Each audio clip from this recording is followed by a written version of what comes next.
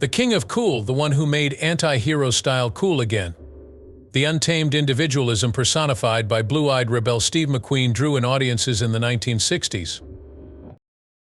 He became a Hollywood celebrity because to his memorable appearances in films like The Great Escape as a composed lieutenant, Bullet as a brazen detective, and The Getaway as a cold-blooded getaway driver. However, a traumatic upbringing lied beneath the veneer of stardom and expensive vehicles. Growing up in reform schools after his father abandoned him, McQueen fought inner demons his whole life. The unstoppable persona he portrayed on TV is drastically at odds with what his son discloses. Was there a hidden struggle going on inside the seemingly perfect man? Stay tuned till the very end to find out the shocking reality about Steve McQueen. John Terrence, there was never going to be a smooth beginning for Stephen McQueen. On March 24, 1930, in the Hoosier State, he had a very unconventional upbringing. Julia Ann Crawford was his worker mother. William, Steve's father and a thrill-seeking circus stuntman, left the family when Steve was barely a year old. As a result of his mother's difficulties, little Steve was sent to live with his grandparents in Missouri. He discovered his initial measure of stability on the farm of his great-uncle Claude. McQueen would always have nothing but good things to say about Claude, the honest individual who gave him a red tricycle as a birthday present when he was 4 years old. According to McQueen, his passion for speed and machines began on that tricycle. Momentary steadiness, it all started when he was 8 years old, when his mother and her new husband sent him back to Indianapolis to live with them. This get-together was devoid of joy. In a violent altercation, McQueen took a beating at the hands of his stepfather. There were emotional wounds as well as physical ones. As a result, young Steve began to question his own value. Baffled as to why his own mother didn't appear to adore him. For me, this was the final straw. He escaped at the age of 9. He found solace in the streets. He became involved with a rough crowd and learned to survive by petty theft and crime. It was an earnest attempt to fit in, although with the wrong crowd. Overwhelmed, his mother sent him running back to the farm in Missouri. Despite Claude's best efforts, the growing resentment and bewilderment within young Steve remained unabated. Another explosive episode would await him when he returned to Los Angeles at the age of 12. His stepfather was every bit as aggressive as the last, and his mother had remarried. McQueen was a total troublemaker. He was always going against the grain of authority. At last, he made a death threat on his stepfather during a particularly brutal beating. It's understandable that he would seek solace in a Los Angeles street gang, albeit a foolish one. He never felt alone in his troubles. He was already in trouble before he was caught stealing hubcaps. His violent stepfather meted out brutal punishments. A thrashing and then a tumble down some stairs. For some, this was the last straw. His mother, seeking a fresh start, enrolled him in the reformatory institution known as the California Junior Boys Republic in Chino. Structured and harsh, it ran against to all he had ever known. There was animosity and he wasn't well received at first. The other boys would put the blame on McQueen if they lost privileges because of his misbehavior, so he had to put up with bullying. But gradually something changed. The regularity and order. They started treating him. In time, he rose to leadership positions and was eventually elected to the Boys' Council, the body responsible for establishing the reformatory's policies. The Boys' Republic remained etched in McQueen's memory. Because of his fame, he would return to that place multiple times to give speeches and show the boys that they could do everything they set their minds to. There was still a long way to go when he departed at the age of 16. After serving his year in the penitentiary, McQueen learned one thing: he would not accept commands from anyone. He was inviting calamity upon himself in 1947 when he joined the United States Marines. The strict discipline of military life contrasted immediately with the brash adolescent who had just come off the streets. The harsh reality of Paris Island boot camp was shocking. After being promoted to private first class, he was quickly demoted back to private. As a punishment for his disobedience and chronic absenteeism, this occurred 7 times. After a 2-week binge with Barbara Ross, McQueen resisted the Shore Patrol's attempt to arrest him, leading to his 41 days in prison. Still, a change occurred. It might be reaching rock bottom, or perhaps the Marines were finally waking him up. McQueen made up his mind to alter his behavior. His destructively restless energy now drove an insatiable want to prove himself. It wasn't mere chance that he displayed such courage during that Arctic practice. It was the pinnacle of his comeback. Just moments before the tank went down into the frigid water, he put his life on the line to rescue 5 Marines. As a token of his appreciation for his bravery, Truman sent him aboard the USS Williamsburg, the presidential yacht. A far cry from McQueen's defiant personality, the Honor Guard assignment required spit-shined boots and hours of standing at attention. The importance of structure and the respect that comes from working hard were lessons he eventually learned, yet he persisted nevertheless. After undergoing a transformation, McQueen was discharged with honor in 1950. While he wasn't an idealist in the traditional sense, he did like and even flourish in a disciplined environment. Regardless of his circumstances, the Marines had transformed him into a man with promise. Along with teaching him to follow directions, they also helped him channel his inner wild child. He was now better prepared to face his demons, but he still had plenty of work to do. After leaving the military in 1950, Steve McQueen had no intention of leading a normal life. Quick cash was essential. Consequently, he put his street smarts to work, joined a gang involved in petty thievery, and trafficked illicit firearms. He was so determined to get away from his past that he did everything risky and unglamorous. However, there was a subtler force at work. The GI Bill provided an opportunity to end the pattern. His 1951 arrival in the Big Apple marked the beginning of his training at the Sanford Meisner Neighborhood Playhouse. The focus here was on evoking genuine feelings rather than stagecraft. Well suited to a man like McQueen, who can pull on his own personal demons. He wasn't an idealist with naivety. He yearned for financial gain. As a result, he began spending his weekends tearing up the dirt track at Long Island City Raceway. The cash prize was fair, but what he really wanted was the adrenaline rush, a safer form of threat. Tiny Part, a Yiddish piece from 1952, was his stage debut. Just one phrase, and I highly doubt I grasped a word of it. Survival was more important than acting. While McQueen's GI Bill funds were running low, he hopped from acting schools taught by Stella Adler and Gia Scala to another. A Broadway portion in A Deluge of Rain occurred in 1955, bringing a respite. Nonetheless, it fell short. Later that year, McQueen followed the call of California and made his way west. He stayed the night on a friend's sofa in Echo Park, worked as a mechanic to make ends meet, and pursued acting gigs relentlessly, even making an appearance as a musical judge on Jukebox Jury. Hilly Elkins, his manager, noticed promise in his rugged good looks and intense blue eyes.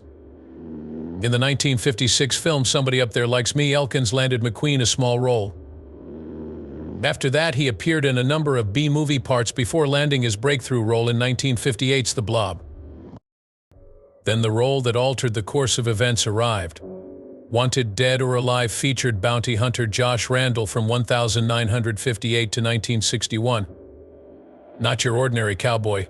A sawed-off Winchester hung from Randall's waist, and the villain's shadowy past echoed McQueen's own. As a result, he became famous overnight. The success didn't calm McQueen's restlessness either. Frank Sinatra was the icing on the cake, but his old racing companion Robert Culp was instrumental in landing him the part in Never So Few.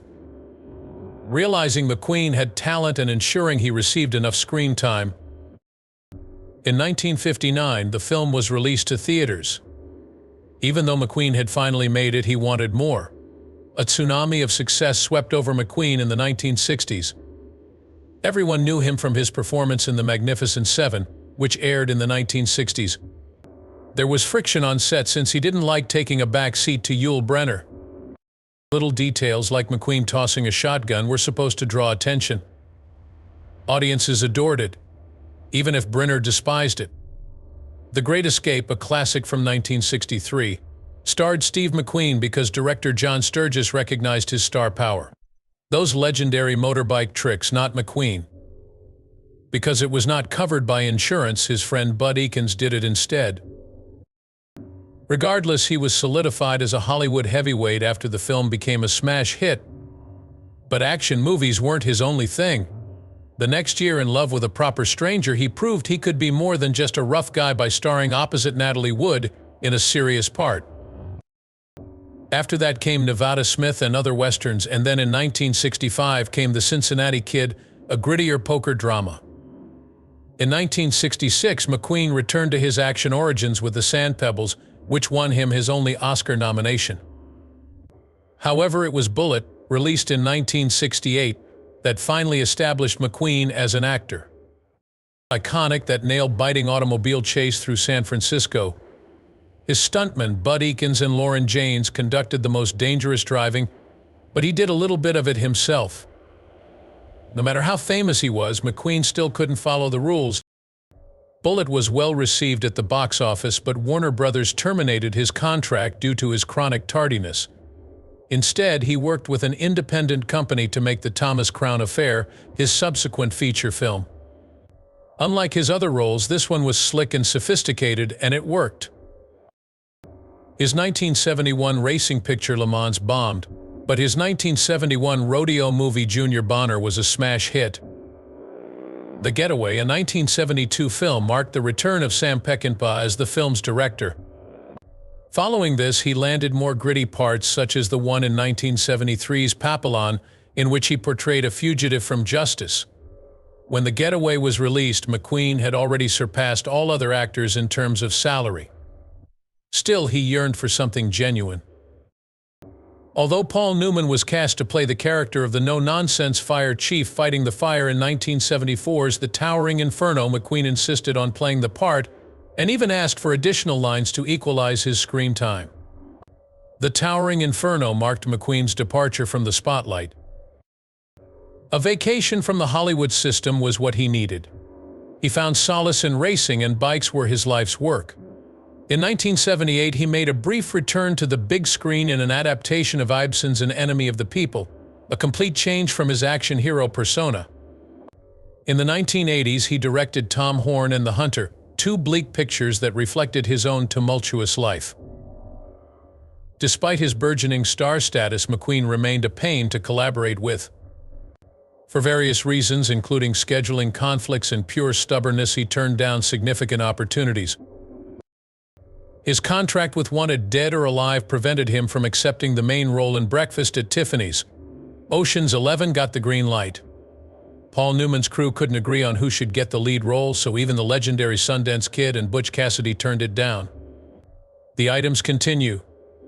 Near Encounters with the Third Kind, Dirty Harry, Apocalypse Now, and The Driver. No, McQueen turned them all down. Occasionally it was due to his distaste for the screenplay, and other times it was simply his desire to not adhere to Hollywood's regulations. The part played by Pete Aaron.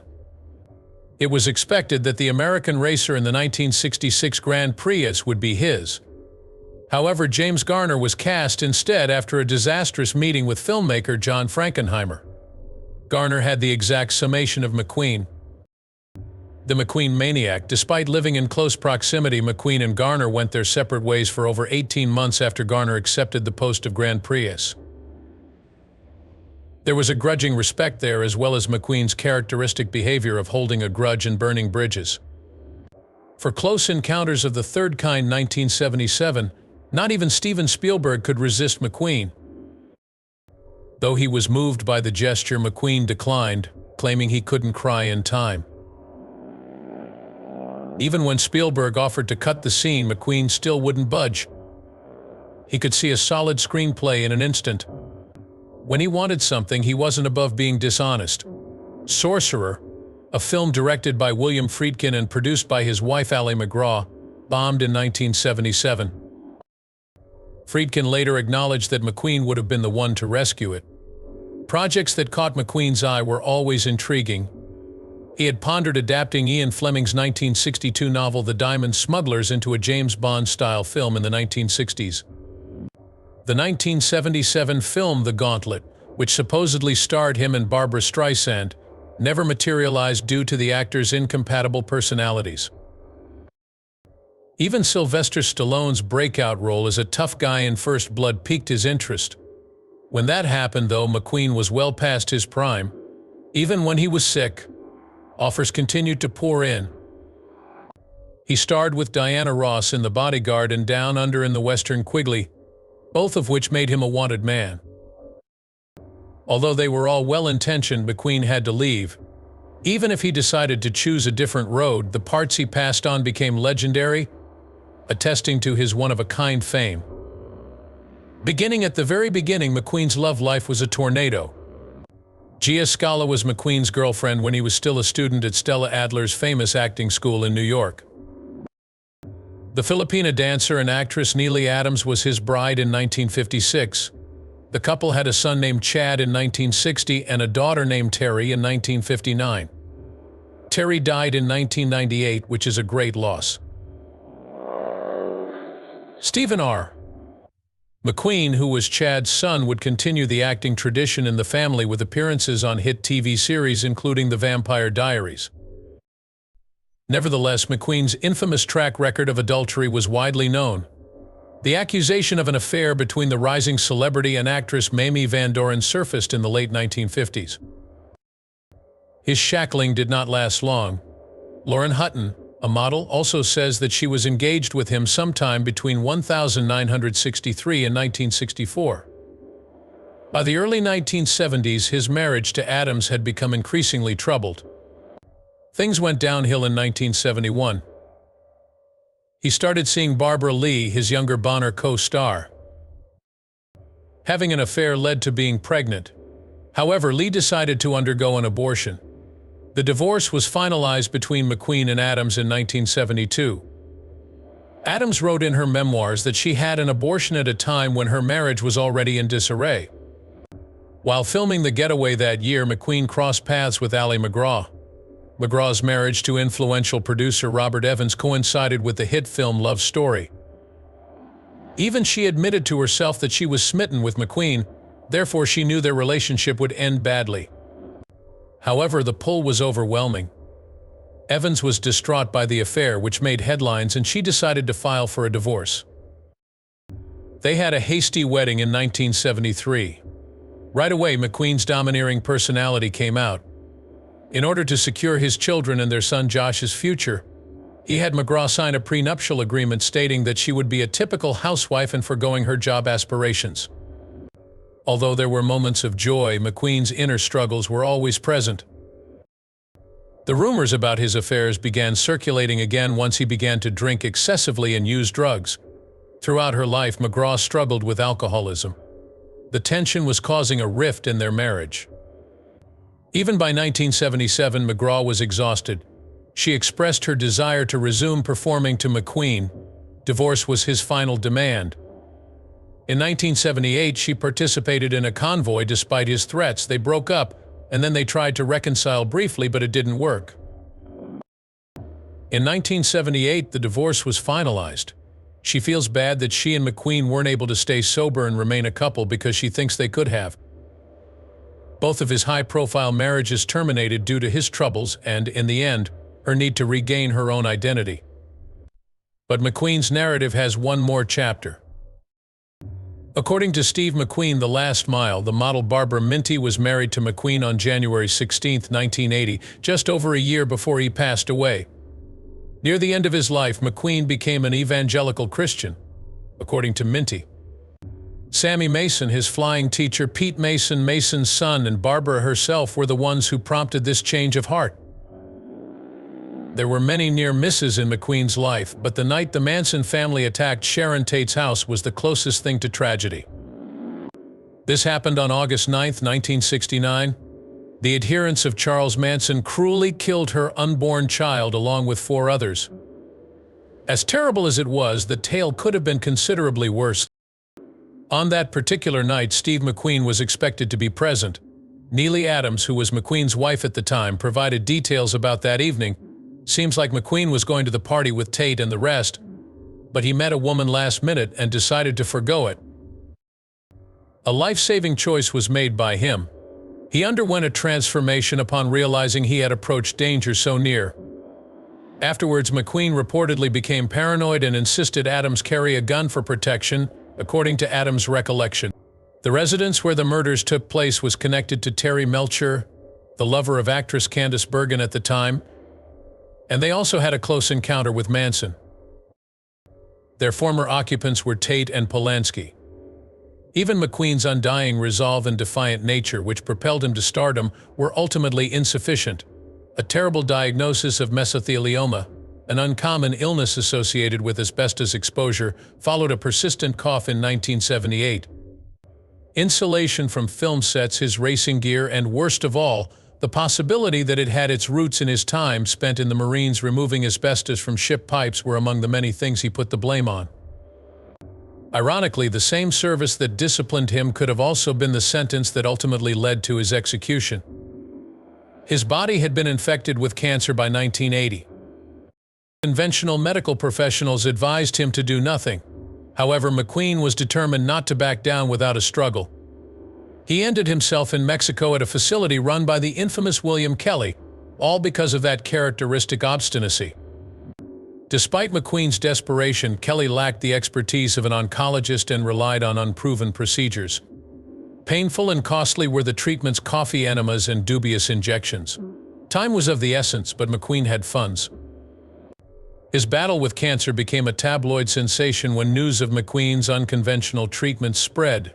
Despite his best efforts, he could not conceal his worsening health. He made a final, perilous trip to Mexico in October 1980 to have malignancies removed. Anonymity was his goal, thus he used a false identity. Nothing happened. Steve McQueen's heart stopped beating 12 hours following his operation on November 7, 1980. Tragically, the King of Cool passed away at the age of 50. Those closest to the icon felt the globe's most sorrow, but the world mourned with them. Chad McQueen, the son, remembers his dad's mischievous side. The way McQueen would cannonball into the pool while running at full speed, giving the impression that he could walk on water. In between his film appearances and high-speed chases, McQueen cherished the laughter and simple delights of fatherhood.